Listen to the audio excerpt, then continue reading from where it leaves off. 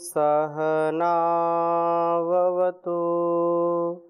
सहनौ भुनक्तु सह वीर्यं करवावहै तेजस्विनावधीतमस्तु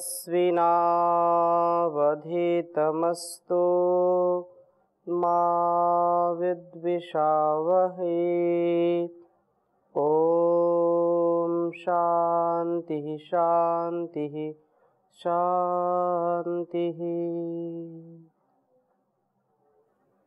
वैदिक जीवन पद्धति की इस कक्षा में आप सभी का हार्दिक स्वागत है, अभिनंदन है।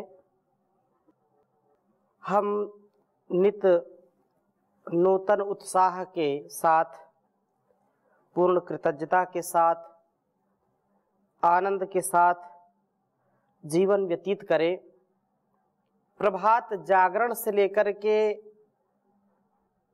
शैया तक पहुँचने अर्थात सोने से पूर्व तक हमारा कर्तव्य, हमारा जीना, हमारी प्रत्येक गतिविधियां दिव्यता से पूर्ण हो, उत्साह से पूर्ण हो।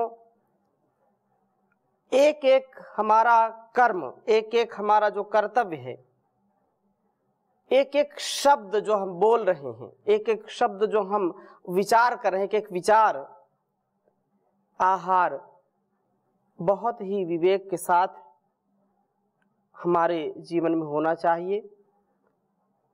इंद्रियां हमारी नियंत्रित हों, व्यवस्थित हों और मन हमारा सदा प्रसन्नता से युक्त हो। कभी भी हमारे जीवन में निराशा हताशा ना हो, ऐसा हमको जीवन जीने का प्रयत्न करना चाहिए।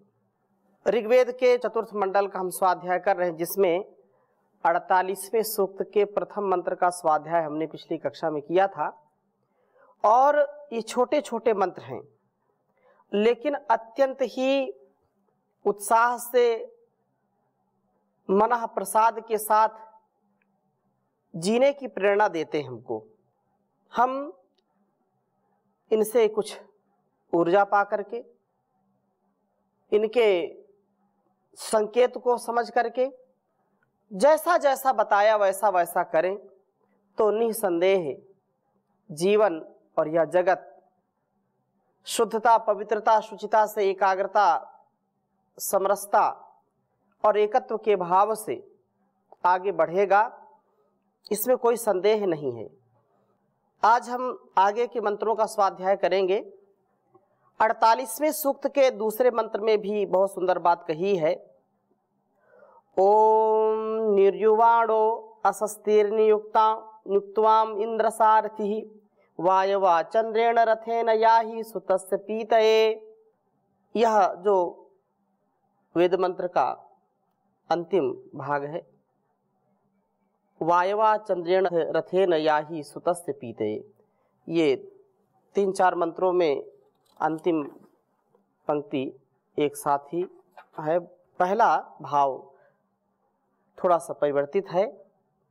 तो कहा कि निर्युवाणो असस्तिर नियुक्ताम इंद्र सारथी ही, हे वायो, हे गतिशील पुरुष, असस्ती ही, सब अप्रशस्त बातों को, निर्युवाण अपने से पृथक करता हुआ, नियुक्तवान प्रशस्त इंद्रियाशों वाला होता हुआ, इंद्र सारथी ही, उस परम ऐश्वर्यशाली प्रभु को अपना सारथी बनाकर इस चंद्रेण मन प्रसाद युक्त रथेन शरीर रथ से आया ही।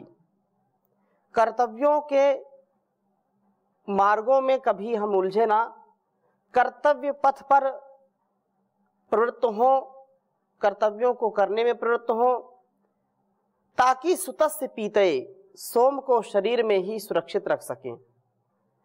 हमारे सामर्थ्य को हम इतना विकसित करें और अपने ही अंदर उसका समावेश करें, उसका दुरुपयोग ना करें। इससे सोम रक्षण के लिए जो आवश्यक जो कर्म है, आवश्यक जो अनुष्ठान है, उन अनुष्ठानों को करते रहें। हम निंद बातों को अपने से दूर रखें, जिनसे निंदा है, जिनसे संसार में अपमान है, जिससे हमारा सम्मान ना हो, जिससे हमारा कार्य जीवन का सिद्ध ना हो, ऐसे कार्यों को नहीं करना चाहिए। इंद्रियों को प्रशस्त बनाएं, प्रभु को अपने रथ का सारथी बनाएं। मना प्रसाद के साथ जीवन में, सत्क्रियाओं में, सदकर्तव्यों में सदा लगे रहें, तो यह इंद्र जो हमारा सारथी है, वह इंद्र सारथी, इंद्रियों को ठीक ठीक चलाने वाला प्रभु का सामर्थ्य, प्रभु की भक्ति हमको निसंदेह अप्रशस्तता से दूर करेगी और सदा क्रियाशील बना करके सदा सोम के रक्षण में ओम ओम का जो जप है, प्राणायाम का जो तप है और जो क्रियाशीलता है, उससे ही हमारा जीवन उत्साह में, उमंग में, उल्लास में, आरोग्य में प्रतिष्ठित हो सकता है। अन्य कोई दूसरा उपाय नहीं है। इसी प्रकार से तीसरे मंत्र में भी बहुत सुंदर बात कही है। ओम अनु कृष्णे वसुधिति ये माते विश्वपेशसा वायवा चंद्रेण रथेन याहि सुतस्य पीतये। जैसा दूसरे मंत्र में कहा कि प्रभु को सारथी बना करके जीवन यात्रा में चलें तो हमारा अतिशय कल्याण होगा, देव पृथ्वी मस्तिष्क व शरीर। तो कृष्ण एक दूसरे को आकृष्ट करने वाले, परस्पर संबद्ध, वसुधिति ज्ञान व शक्ति रूप वसुओं को धारण करने वाले, ब्रह्म व छत्र का अपने में समन्वय करने वाले, विश्वपेशसा सब अंग प्रत्यंगों का ठीक ठीक से निर्माण करने वाले, अनु ये माते अनुकूलता से संयत होते हैं। मस्तिष्क व शरीर दोनों ही ठीक हो और ठीक होने पर सब ठीक ही रहता है। हे वायो, हे क्रियाशील जीव, तू चंद्रेण रथेन मना प्रसाद वाले शरीर रथ से, सुतस्य पीतये सोम पान के लिए, अथवा ये कहें कि ब्रह्मचर्य की रक्षा के लिए, वीर की रक्षा के लिए आया ही समन्तात कर्तव्यों में प्रवृत्त हो। कर्तव्यों को करते करते जीवन को जीने वाले बनिए, इसमें लगे रहिए और इसी से सोम का रक्षण हो पाएगा। हमारे मस्तिष्क व शरीर परस्पर संबद्ध व ब्रह्म व क्षत्र धारण करने वाले हों। तो ये तीसरे मंत्र तक की बात थी। चौथे मंत्र में बहुत सुंदर बात कही है, बहुत प्रसिद्ध है कि हम कर्मों को करें, लेकिन कैसे? मनन पूर्वक करें। हम समझ करके, मनन पूर्वक, ज्ञान पूर्वक, चिंतन पूर्वक कर्मों को करें। तो मत्वा कर्माणि सीव्यन्ति, मनुष्य किस लिए मत्वा कर्माणि सीव्यन्ति, इसलिए मनुष्य कहलाता है, मन करके, चिंतन करके कर्मों को करता है।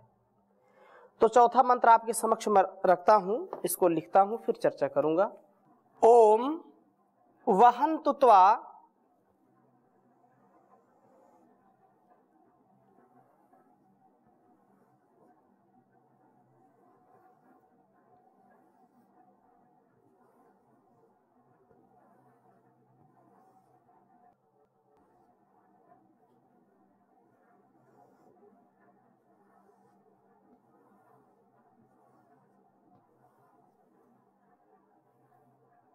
मनोयुजो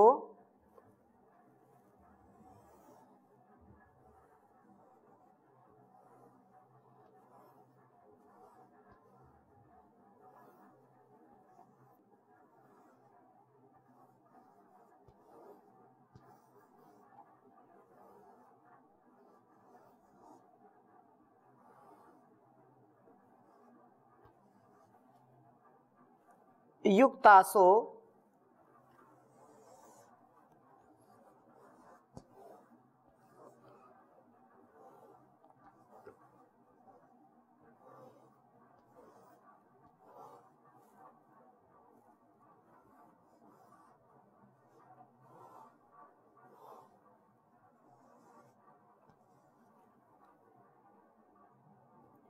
नवतिर्नवः।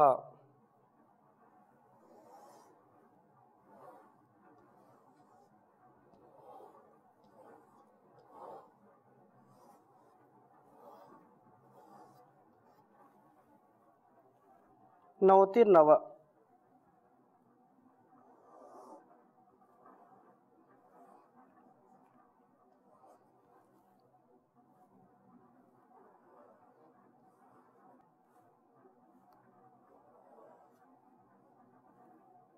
वायवा चंद्रेण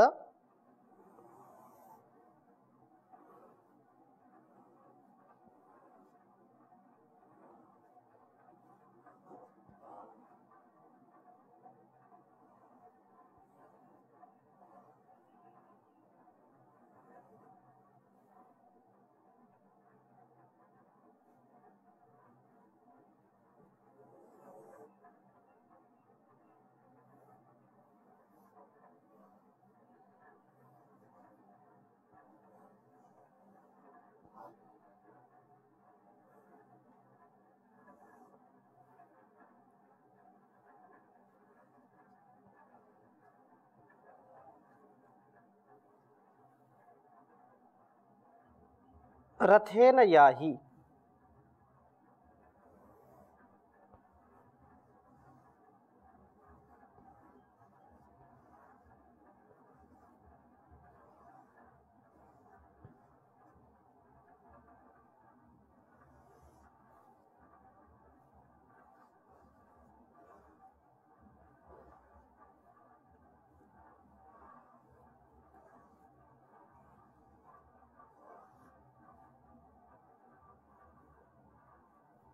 सुतस्य पीतये।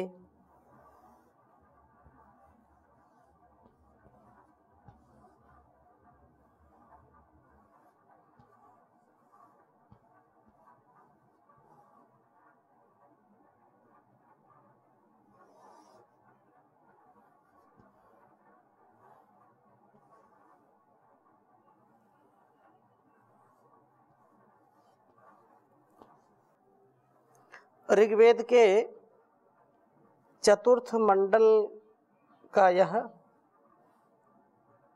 48वां सूक्त, जिसका चौथा मंत्र है। ओम वहन्तु त्वा मनोयुजो युक्तासो नवतिर्नवा वायवा चंद्रेण रथेन याहि सुतस्य पीतये। ओम वहन्तु त्वा मनोयुजो युक्तासो नवतिर्नवा वायवा चंद्रेण रथेन याहि सुतस्य पीतये। बहुत ही सुंदर वेद मंत्र है। प्रार्थना है कि हे वायु क्रियाशील जीव, एक तो प्रार्थना और आदेश। हमारी ये प्रार्थना है और उस परमात्मा का आदेश हमारे लिए है, संदेश है, उपदेश है। क्या उपदेश है कि हे जीव, हे क्रियाशील। जैसे वायु अत्यंत क्रियाशील है, अत्यंत गतिमान है, अत्यंत शक्ति से युक्त है, शक्तिमान है, तो क्रियाशील जीव वायु अर्थात वा गति गंधनयो हो, जिसमें गति है, जिसमें प्रगति है, तो गति गतिशील क्रियाशील जीव त्वा तुझे मनोयुजहा मन के साथ संबद्ध होकर कार्यों में प्रवृत्त होने वाले युक्तासह शरीर रथ में जो जुते हुए अपने कर्म जो कर्तव्य कर्म है उनमें प्रवृत्त इंद्रिय अश्व नवतिर्नवा 99 वर्षों तक वहन तुले चलने वाले हों।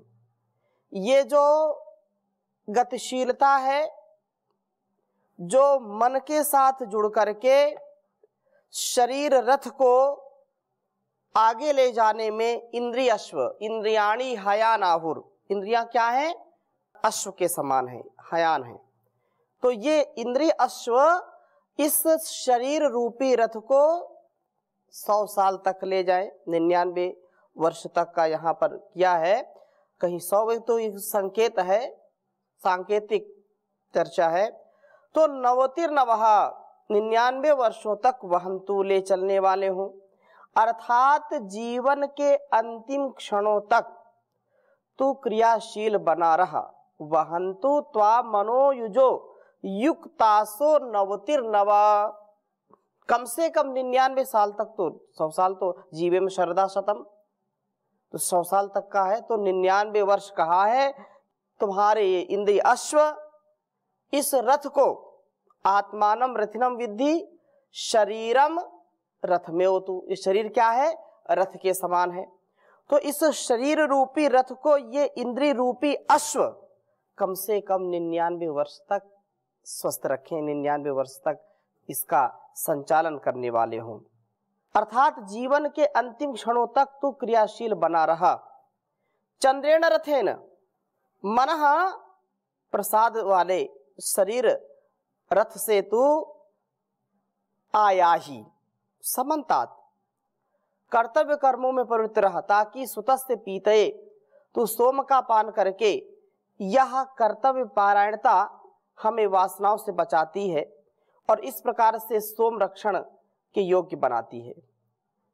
मनुष्य का यह मनोयुजा जो कहा कि मन के साथ युक्त, अर्थात मन यदि चिंतन युक्त नहीं है, मन में यदि ईश्वर के प्रति भक्ति नहीं है, मन में यदि अपने से बड़ों का सम्मान नहीं, उनकी बातों का सम्मान नहीं है, यदि मन में क्या सही क्या गलत है इसका भार नहीं है, तो मन हमारा दुर्गति को ले जाता है। लेकिन कहा तन में मनः शिव संकल्पमस्तु, ये हमारा मन कैसा है, शिव संकल्प से युक्त है, ऐसा ही ये बना रहे, ऐसी प्रार्थना है। तन में मनः शिव संकल्पमस्तु, ये संकल्प ऐसा हो जो शिव कल्याणे, कल्याण से युक्त विचार वाला, मनन वाला मेरा मन हो, ऐसा जिसका जीवन हो गया। और वास्तव में मन का अत्यंत प्रभाव है। मन यदि व्यक्ति का श्रेष्ठ है तो निसंदेह मन का कार्य अत्यंत महनीय है, इंद्रियों को नियंत्रित रखता है। मन इंद्रियों को विषयों में फंसने नहीं देता है। लेकिन जब यही मन इंद्रियों के साथ मिल जाता है, वासना से युक्त हो जाता है, तो उपासना में इसका मन लगता नहीं है। इसलिए कर्मों का अनुष्ठान अच्छी प्रकार से हो, इसके लिए प्रार्थना है।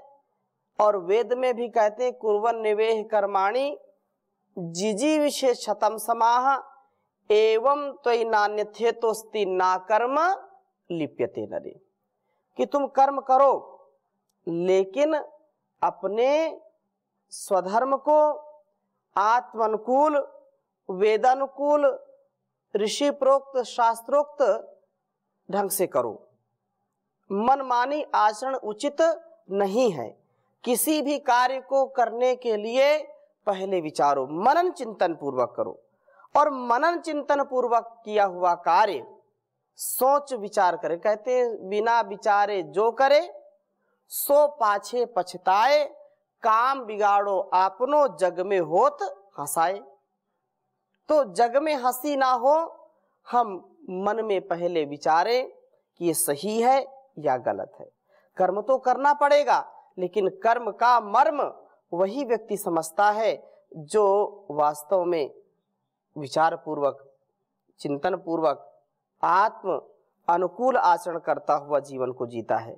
इसलिए यह कर्म हमारे अंतिम क्षणों तक हमारा साथ देता है। और मृत्यु के बाद जो संस्कार के रूप में रहता है, तो श्रेष्ठ संस्कार, शुभ संस्कार हमको जो आगे का जीवन है उसमें सहायता करता है, उसको श्रेष्ठ बनाता है। तो कहा है यजुर्वेद में भी कहा, अथर्ववेद में भी कहा कि अविश्चा विलंबिष्यामि मायया ताभ्याम उदधृत्या वेदम अथ कर्माणि कृण्महे, कि